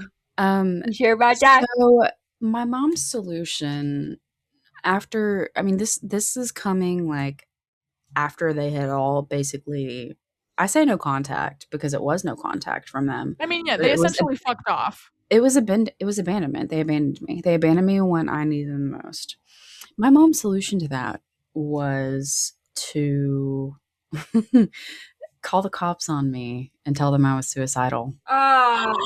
That sounds like Meg's mom.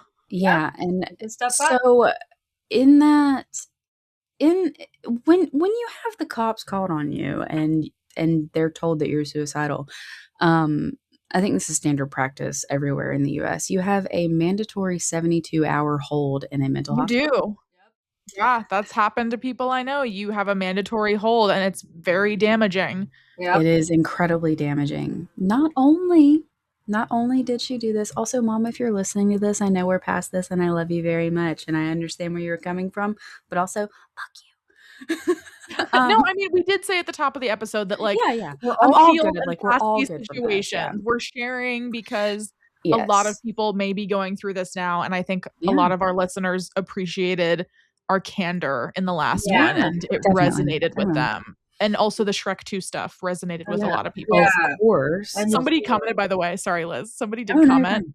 all of Shrek is on Peacock. So, by the way, not sponsored by Peacock, but people were very excited by the Mike Myers content. Yeah. I think we spoke to a lot of people. Baby. Yeah, honestly, my heart goes out to them. And Shrek. Anyway, so that was the solution, was to call the cops and tell them that I was suicidal. And honestly, I can't say that I wasn't, I guess. You were also in an abusive relationship, and yeah, I didn't know what to do. I didn't know how to get out. It was either They never ask you how you feel. They just go straight to. and also, and this was 2013. So was 988 an option at the time? No, 2015 was about this time when this happened now. But okay, so I was going to say that's normally a first resort, a first resource now. No, I don't think it came. I don't think it was a thing because I'm gonna look it up. When it had happened, okay, it was actually I had secured a very cushy admin job at the hospital in my hometown in Alabama.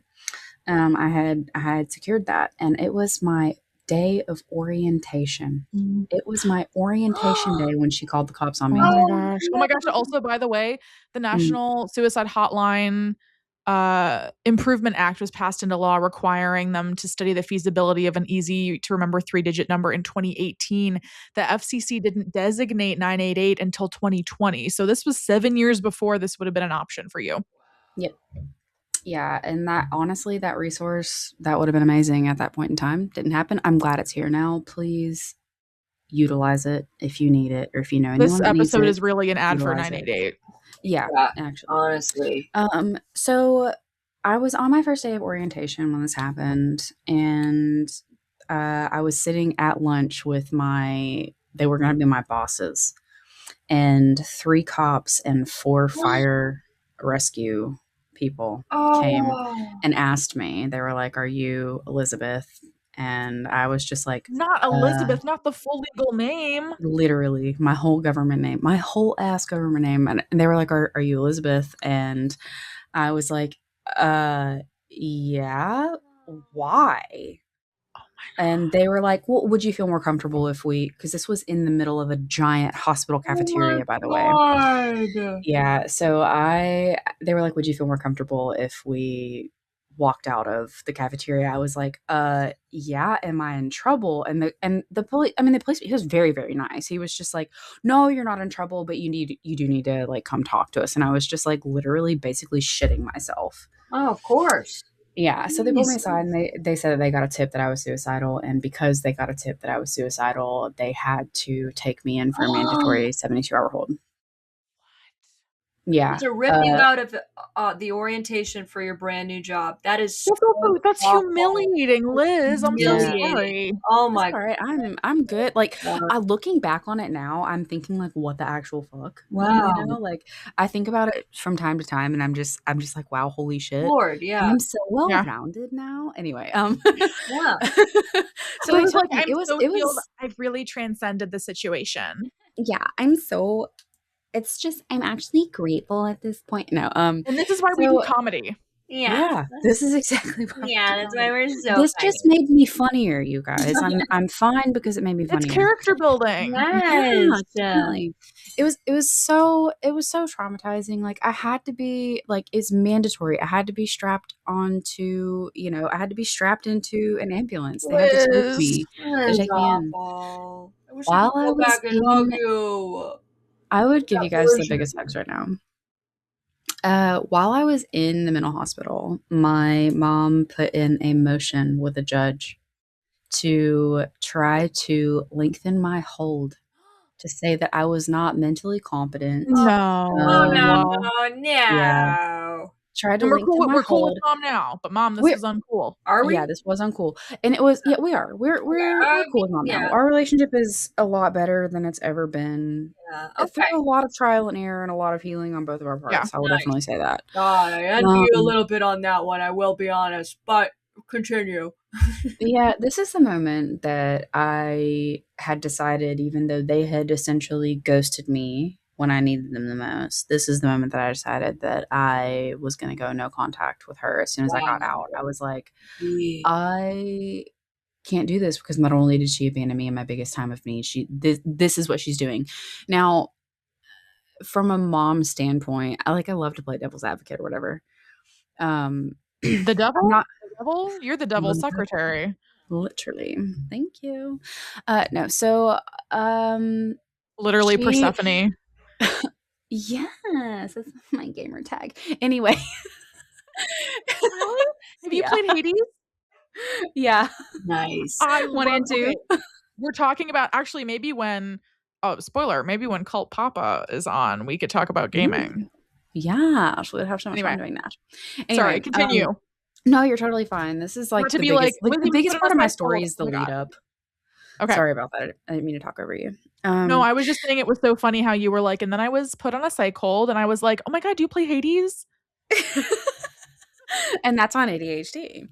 Anyway. So that was like my mom's way. She thought that she was saving me, I guess, but it was not. It was not saving me. It was actually very damaging to our relationship. And so like she and her now ex-wife, but wife at the time, came to see me in family holding. And well, that's nice to visit. Sure. I was so angry and so upset, but I was in the mental hospital. They had put me on all kinds of medications. Did you know it was her when police came to get you? Did you know for a fact it was your mom, or did you not know at the time? No, I knew it was her. I 100% knew it was her. Okay. Because she broke her no contact to text me during orientation. Got it. So I knew it was her. Yeah. So yeah. Anyway, they came to see me, and when they came to see me, they were like, they told me this was a difficult decision. We want to do this because we felt like it was the only way to get you away from him. And I was like, not the form letter job rejection email. Yeah, literally. I was like, you have no idea, because he still, when I leave here, what do you think is going to happen? He has my car. He has everything. He will be the one that they contact to come pick me up. Because unless I file charges, unless I put something through, they're never going, they're never going to take me away from him or take him away from me or whatever until I do that. But anyway, that's a little bit besides the point. After that, after I got out, because, okay, so she put in a motion with the judge to keep me longer than 72 hours. The psychiatrist was like, she doesn't need to be here. She needs a support system. That's what she needs. And she's not being given that. She needs, wow. Yes. Yeah. She needs a support system, but she does not need to be in a mental hospital. So they really good for the psychiatrist. Everyone deserves a good psychiatrist. Right? We love him. He was absolutely amazing, and dealing with people in the mental hospital is, no joke. But that was the point in time that I was like, it doesn't matter if my mom wants to start talking to me again. At this point, I was like, she's dead to me, because why would she do that? Yeah. Because it kind of, to me, it felt like it prolonged me getting away. That's besides the point at this point in time. So this is, I'm going to try to get through this, because I had gone no contact with her after this. My biological father, who, very long story short, not a part of my life. Not a part of my life, has not been a part of my life since I was itty bitty. Pretty much, I was 7 years old. He got a family, and that's all she wrote. I got my heart broken. And that's on Deadbeat Dads. Literally, that's on Deadbeat Dads. I got my heart broken multiple times by this man. I tried off and on throughout my teenage years and my adult years. I will say the one thing that he did for me that I will always be grateful for, when I had literally nobody else, and I finally had gone to the police and everything about Justin, he is who I called because I didn't have anybody else, and I was like, "I'm just taking a shot in the dark here. I'm gonna call my dad." And he showed up within 2 hours with his truck. Mhm. My biological father, my stepmother, and my aunt. My Aunt Kim, love her always, no matter what, love Aunt Kim. We stand her, we love her. They showed up at the place that I was living with Justin. They put me and all my stuff in his car. I mean, in the big red truck, and drove off. And I stayed with my aunt, and they essentially saved me from that situation. And they helped me like get the courage to that is I had already talked to the cops at this point in time, but when I left the place, that is when I called them and I said, "Okay, now I want to formally press charges." And so they helped me get out. I pressed the charges and everything was all done and dusted. So, Oh, so this Liz, I'm tearing up. Me too. oh That makes me eyed. um this leads into me now formally going no contact essentially with my biological dad, mostly my stepmother, but also my biological dad. Step Um, monsters. Yeah. yeah. I mean, she's a good person. She's just not a good person for me. Hey, And Okay. that's just how it is. Yeah. That's just how it is. Meg's like, I'm not feeling forgiving of the stranger. So, in this very sensitive time in my life, and having all of the emotional turmoil that I have, like growing up, like without my dad, and then trying to form a relationship with him over and over and over again, and it failing for various reasons. After they helped get me away from Justin, there was like it's Alabama. It's big into football, roll tide. Like that's what it is. It's roll Yeehaw. tide city. E freaking haw. Um Roll tide, I bleed crimson till I died, that kind of shit. Is Roll Tide, is that sports? Yeah, it's Alabama football. It's the biggest thing. Not baseball? No. That would have been so clutch if it was baseball. Right. But so we went over because it was I can't remember if it was a championship or a regular game. It doesn't fucking matter. We went over and we were having drinks. I was, very raw from everything. I'll never forget this because I went into the kitchen and this is when I decided that I could never speak to them again because it sincerely like broke my heart and hurt me in such a deep way. I went into the kitchen and she was like, "I want to talk to you about something." And I was like, "Okay."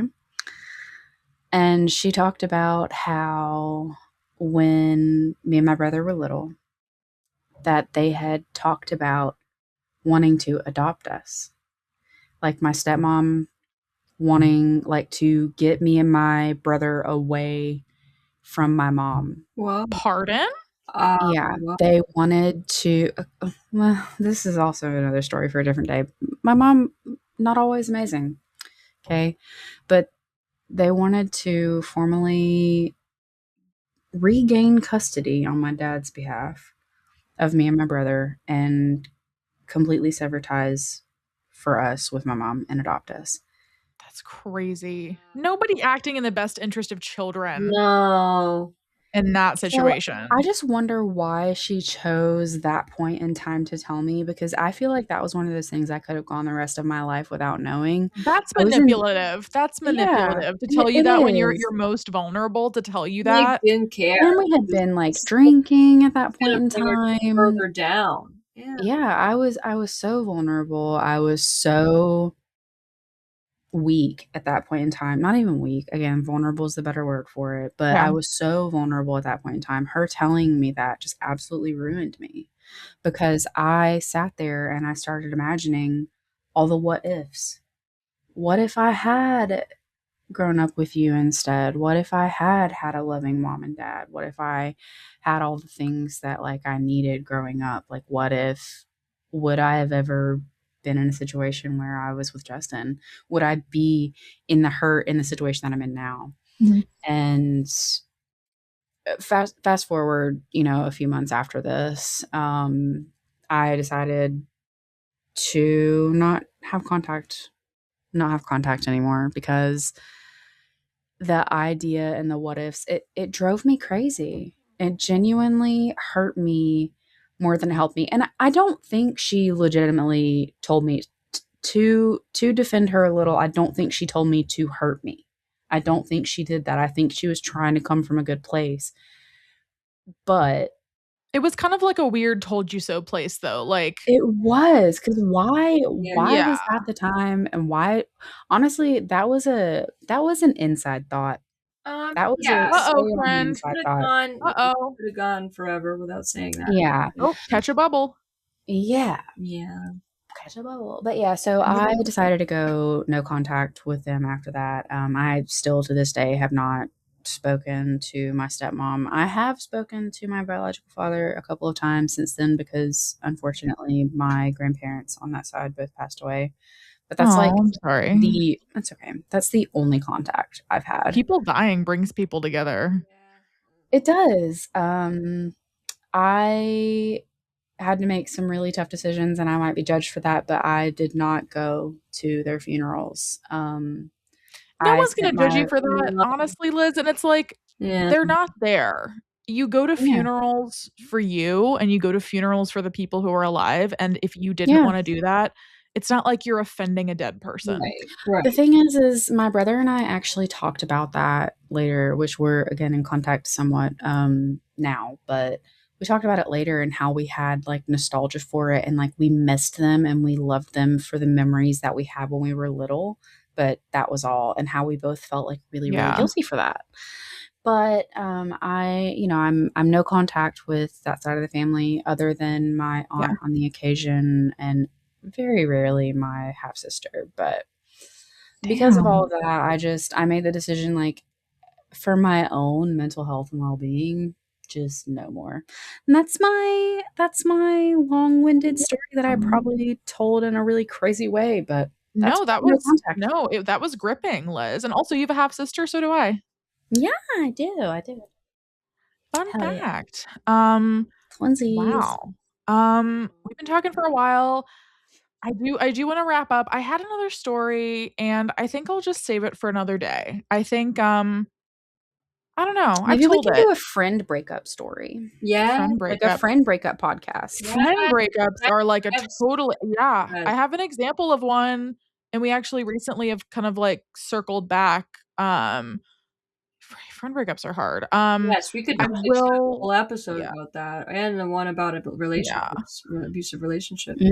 Yeah, but if you wanna hear my part 2 story, I did write about it on my Substack. It is called COVID Chaos and Cutting Off Kin, 'cause we're nothing if not alliterative here. I love And if it. you gift yourself, if you'd like to take the gift of a free article, I also have one called 5 Empty Chairs.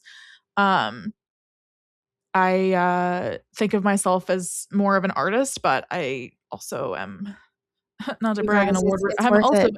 It's worth it. I'm saying, you guys, it's worth it. Go read the Substack. Go It's read not it. to toot my own horn. I am an award-winning writer. Not to, like, As you should be. pop Toot off. your own horn. Shut up. Toot it. I am more of an artist now, but I've gotten back into writing. All right. I won a I won a couple awards in high school for it, and I had one of my teachers reach back out to me a couple months ago and was like, "I hope you're still writing," and I wasn't, and I was like, "Yeah, why commit to just one medium?" So I've gotten back into it. I have enjoyed it. We're, like, almost 40 subscribers strong now, but anyway, you can become a free trial subscriber, and unlock the 5 Empty Chairs article. It's a piece I'm proud of. Anyway, that kind of talks about my mom's side of the family and what happened there, but if you follow me for my COVID-informed content, that is, a big part of my advocacy. Anyway, I do wanna end with this. Liz, you mentioned having a really good aunt, and Meg, I know that you have good aunts in your life who have supported your decision, and I started tearing up because it made me think of my mom's dear friend and my friend who passed away recently. And I think this episode also goes out to people who are not family, but who become family. I think those people are really important. Yeah, I wanna shout out, I, called her Fun Karen because the first time I ever laughed when I was a baby was when she walked in the room. I just started laughing at her. My mom had been trying to get me to giggle for months and, like, couldn't, and she walked in and just made me laugh my ass off. And so she was fun, Karen. And she was like, she called me her kindred spirit for her whole life. And I just like was devastated to find out we weren't related by blood. And of course, now I'm an adult human person and my prefrontal cortex came to me. FedEx kind of banged it around a little, but it's here. Now I know that that's some of the best family you can have. And absolutely. Family is chosen. Yeah, I would rather end the episode on that note than talking about my mom's family. I think that chosen family is really important. And we have talked about forming community online, and some people may think that online communities aren't as important as, you know, family and friends IRL, but I think that any friend is a good friend, and that if you have community online, I think that's really important. I think that social media makes the world smaller, and yeah, shout out to Fun Karen. She is a great family member. I miss her very much. I think that everybody deserves good aunts and kind of like surrogate family. Everybody has a good aunt story, and that's so wholesome. Yeah. I for as much as, you know, we spent this episode talking about hurtful family and trauma and abuse and kidnapping and stealing and Bill. William and Michael and we're gonna watch this. You know what? I didn't tell you guys my mom's name. Oh, you didn't. What's your mom's name? Name drop. It's Kathleen. Kate for short. She goes by Kate. Wow. You know what, Kate? We don't stand you. We don't like we it. don't stand her. We don't like it. Yeah, we don't like it. I think I hope that, you know, if anybody watching this wants to reach out and like talk more about this, I think we'd be open to doing a part 2 of this episode. We know Meg could talk for hours. Oh my god! If we learned anything in this episode, Meg had to leave. I mean, that was the short version. Isn't that crazy? Same. I love the clip notes. I would love to write a memoir. You know, one of these days. But you know what, guys? I want to write an autobiography, and I want to name it "A Day in the Life of a Lizard." Oh, I love that. Actually, would be really fun. Yes, we love lizards. Yes, yeah. It's we've been recording for almost 2 hours. I think this was a good conversation. I hope that if you listen, I hope that if you guys listen to this, Meg, I'm trying to wrap it up. I'm sorry. I said it was a golden conversation. All right. Meg, I'm trying to be sentimental here. Oh, yeah. Well, before Carly completely wraps it up, I do want to say, obviously, she already said it. If anybody wants to reach out to the podcast or any of us, you want to share your own story, you feel like you don't have a support system and you need one, or you want one, or you just need somebody to listen, we're here for you. We're here for you. We're willing to be your internet aunties. Yes, dude. We're offering up our services. Absolutely. As you can tell, we're very good at it. We're very good at giving advice and sharing wisdom, and all of us, this is our official offer to be an internet auntie if you guys need it. Yes. Meg is like, Meg's like, put me in, coach. And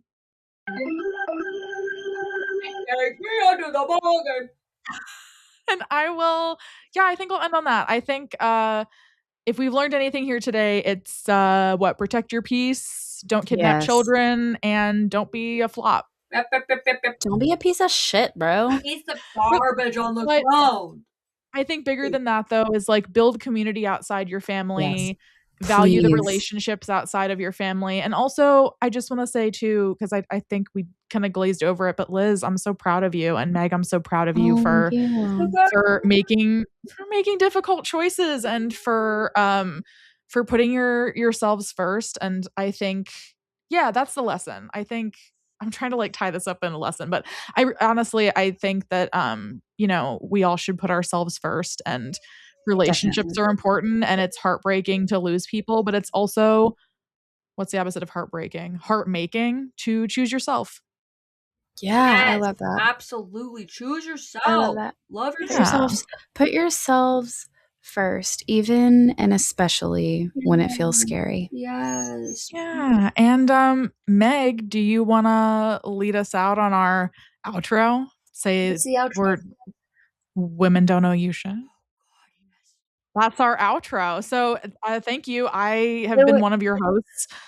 Okay. So essentially, to wrap it all up, women do not owe you shit. Women don't owe you shit. Women don't owe you shit. Bye, everybody. See you next week. Bye. Bye.